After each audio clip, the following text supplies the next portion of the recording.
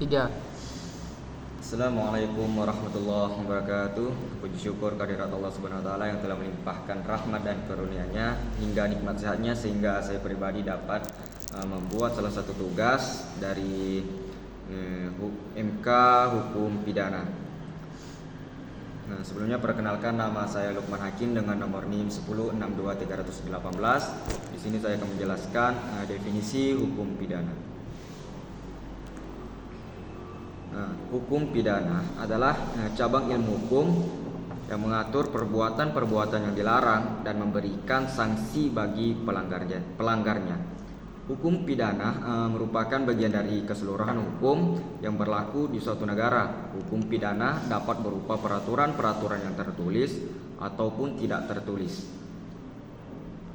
Peraturan pidana yang tertulis dikodifikasikan dalam Kitab Undang-Undang Hukum Pidana KUHP. Hukum pidana berurusan dengan perilaku yang dapat ditafsirkan sebagai pelanggaran terhadap publik, masyarakat atau negara, bahkan jika korban langsung seseorang individu. Contohnya adalah seperti pembunuhan, penyerangan, pencurian, dan pengemudi dalam keadaan mabuk. Selanjutnya saya juga akan menjelaskan macam-macam hukum pidana. Hukum pidana ini dibedakan menjadi beberapa bagian sebagai berikut. Yang pertama, berdasarkan sifatnya. Hukum pidana material. Hukum pidana material ini adalah jenis hukum pidana yang berisi ketentuan hukum terkait rumusan tindak pidana, pelaku yang dapat dipertanggungjawabkan, serta rumusan sanksi pidana yang dijatuhkan.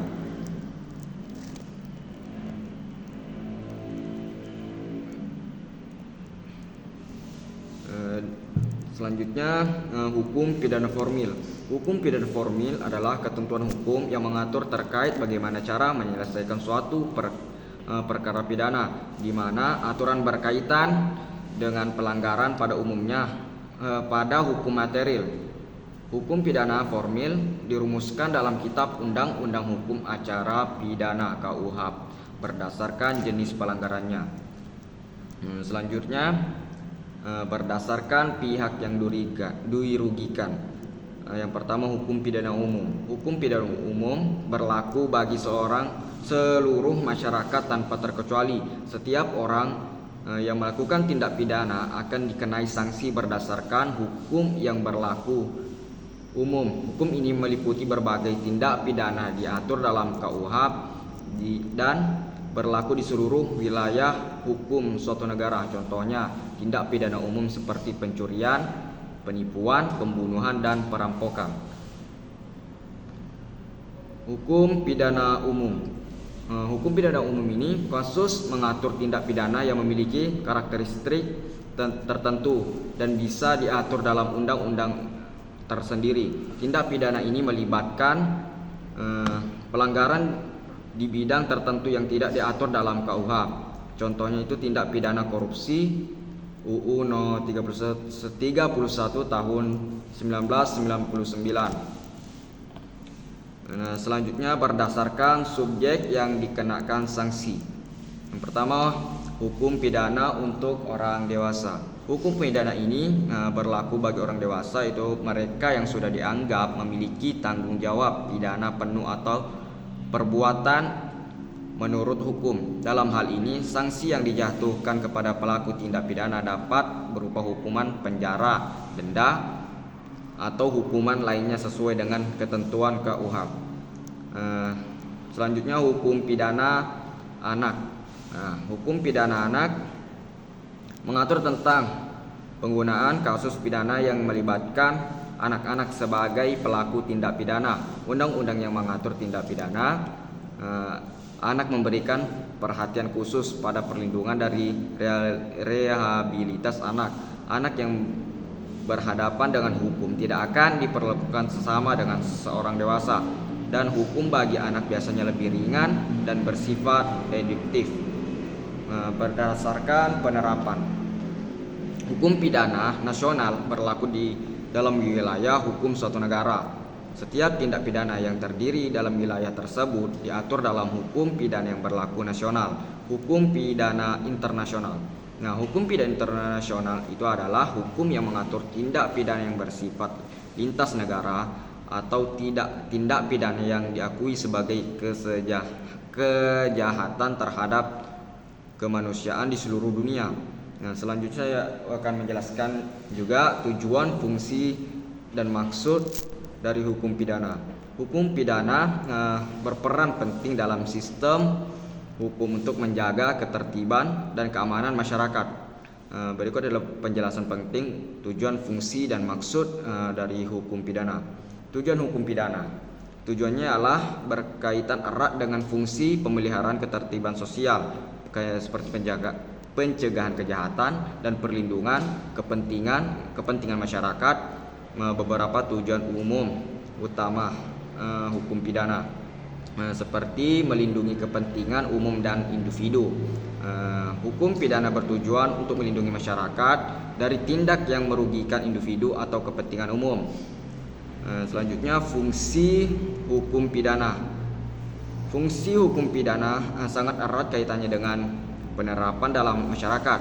Fungsi utamanya adalah menjaga ketertiban dan keadilan melalui pemberian sanksi terhadap pelanggaran hukum. Berikut beberapa fungsi penting hukum pidana, di antaranya fungsi pengadilan sosial. Hukum pidana berfungsi untuk mengatur perilaku masyarakat agar sesuai dengan norma-norma hukum yang berlaku. Dan yang ketiga itu maksud hukum pidana. Maksud utama dari hukum pidana adalah untuk mengadilikan perilaku masyarakat agar tidak melanggar norma-norma hukum yang berlaku, serta untuk menegakkan keadilan bagi korban maupun pelaku. Berikut beberapa maksud spesifik dari hukum pidana. Di antaranya itu penegakan norma sosial. Hukum pidana bertujuan menegakkan norma-norma yang disepakati dalam masyarakat dengan memberikan hukuman kepada mereka yang melanggar hukum. Ini berfungsi menjaga keharmonisan dan mencegah perilaku yang tidak diinginkan. Selanjutnya D, unsur-unsur tindak pidana. Menurut SR Sianturi, secara ringkas unsur-unsur tindak pidana itu yang pertama adanya subjek dan adanya unsur kesalahan dan adanya perbuatan bersifat melawan hukum dan satu tindak yang dilarang atau diharuskan undang-undang perundang-undangan dan terhadap yang melanggarnya diancam pidana dalam suatu waktu, tempat, dan keadaan tertentu. Selanjutnya saya akan menjelaskan juga asas-asas penting dalam hukum pidana.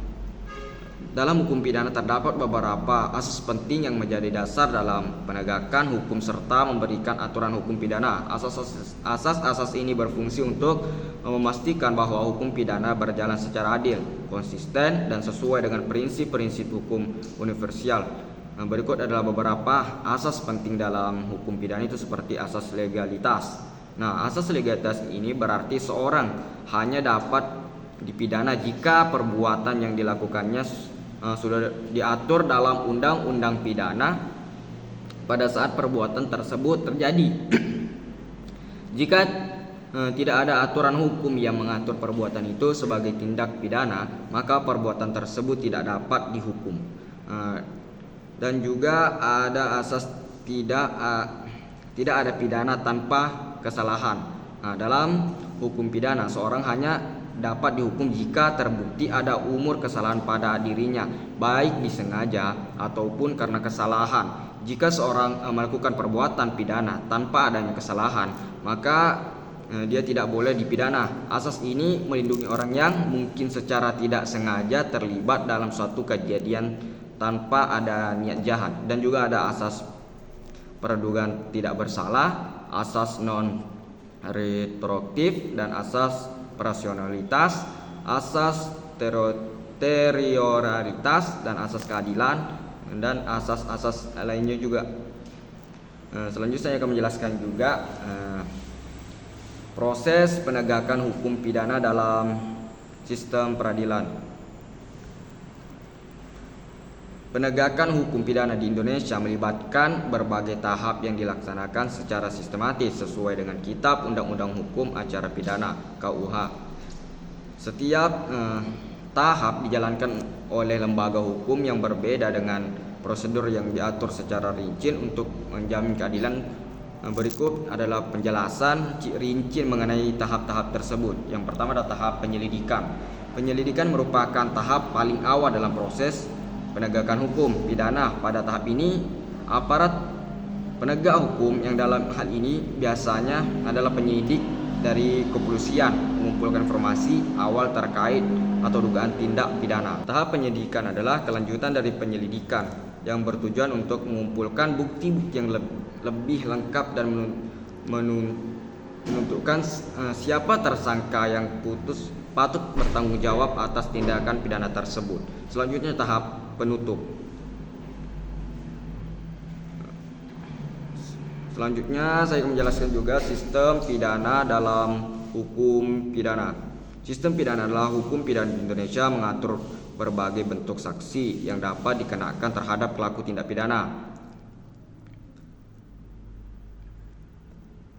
Mungkin sekian yang dapat saya jelaskan, kurang lebihnya mohon maaf. Wassalamualaikum warahmatullahi wabarakatuh.